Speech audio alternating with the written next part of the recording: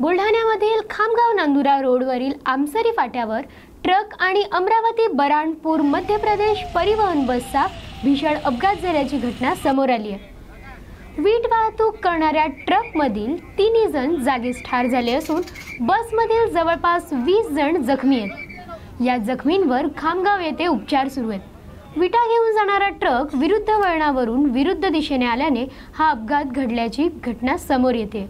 बीडपेक्षा सिंधुदुर्ग जिल्ह्यामध्ये दहशतीची मोठी परिस्थिती निर्माण झाली असून कायदा सुव्यवस्थेचा पूर्णपणे बोजवारा उडालेला आहे, असा आरोप शिवसेना ठाकरे गटाचे माजी आमदार वैभव नाईक यांनी केला आहे। बीडपेक्षा सिंधुदुर्ग जिल्ह्यामध्ये दहशतीची मोठी परिस्थिती निर्माण झाली आणि कायदा सुव्यवस्थेचा पूर्णपणे बोजवारा उडलेला आहे। आपल्याला माहिती असेल की कुडाळमधील बिडवळकर नावाच्या तरुणाला लग्न करून फक्त 22,000 रुपये द्यायचा होता म्हणून शिंदे सेनेच्या एका प्रमुख पदाधिकाऱ्याने लग्न करून मारला आणि त्याचा मृत्यू त्यामध्ये झाला। आणि ह्याचा खरं तर सिद्धेश शिरसाट आहे, त्याचे अनेक लोकांशी संबंध शिंदे गटाशी आहेत, त्याचे बॅनर कालपर्यंत होते आणि त्याला वाचवण्यासाठी तिथले स्थानिक आमदार अनेक पदाधिकाऱ्यांनी जिल्हा पोलिसांना किंवा जिल्ह्यातल्या प्रमुख पोलिसांना फोन केलेले आहेत। आणि त्यामुळे ह्यांचा खरा आका कोण, या सिद्धेश शिरसाटचा आका कोण हा प्रश्न आता सिंधुदुर्गवासियांना आहे।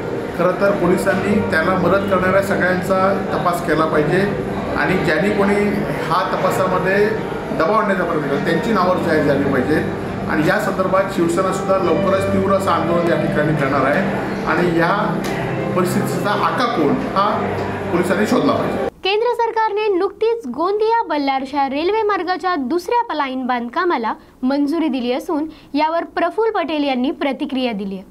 गोंदिया, भंडारा, गडचिरोली आणि चंद्रपूर यांच्या विकासाकरिता ही दुसरी लाईन फार महत्त्वपूर्ण ठरणार असून या मुलाखतीत त्यांनी शेतकऱ्यांच्या बोनस संदर्भात सुद्धा वक्तव्य केलंय। बोनस संदर्भात सरकारकडून कार्यवाही सुरू असून लवकरच हे पैसे शेतकऱ्यांच्या खात्यात जमा होतील अशी खात्री देखील त्यांनी दिली आहे। गोंदिया बल्लारशा लाईन ऑलरेडी सुरू आहे आणि आता त्याच्या अप डाऊन ट्रॅक दोन्ही आता येणाऱ्या काळामध्ये होईल। याच्यासाठी कार्यक्रमाच्या प्रसंगी मी एवढंच सांगितलं होतं की हा आपला जंगली भाग आहे, आदिवासी क्षेत्र आहे, इथे नक्षल भाग आहे आणि इथे विकासापासून ते वंचित राहिलेले लोक आहे। त्यामुळे नवीन जेव्हा हे लाईन सुरू झाली त्याचाही फायदा या भागातल्या लोकांना मिळाला पाहिजे, सोबत प्रवाशांनाही मिळाला पाहिजे। आपल्याला माहीत आहे गडचिरोलीमध्ये मोठा स्टील मॅन्युफॅक्चरिंग हब आता त्याची तयारी होत आहे आणि ते होत असताना या पूर्ण परिसराचं चित्र बदलणार आहे।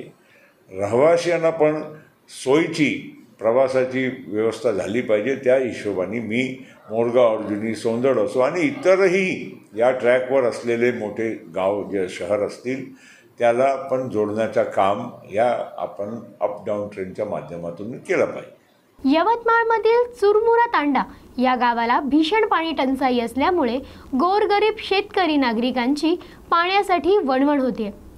अनेक वेळा ग्रामपंचायतला निवेदन देऊन सुद्धा ग्रामसेवक, सरपंच यांनी अद्यापही लक्ष दिलेले नाही।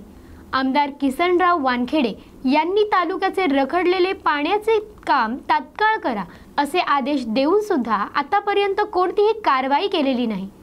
ग्रामपंचायतमध्ये गळफास घेणाऱ्या सटवा बन्सी राठोडला नागरिकांनी वाचवले असून उपसरपंच तथा काही सदस्यांना ग्रामपंचायतमध्ये कुलूप लावून कोंडून ठेवले।